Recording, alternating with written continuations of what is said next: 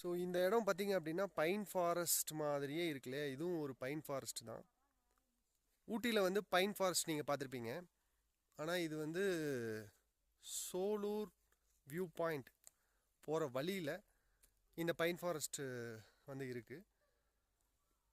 இங்கே வந்து பார்த்தீங்க அப்படின்னா யாருமே அந்தளவுக்கு இருக்க மாட்டாங்க.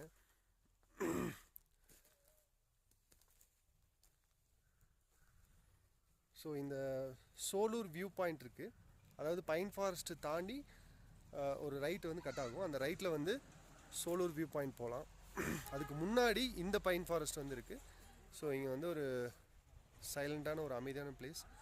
ஜஸ்ட்டு வந்து ஃபேமிலியோடு வந்து ஜஸ்ட் ஃபோட்டோஸ் எடுத்துகிட்டு போகலாம்.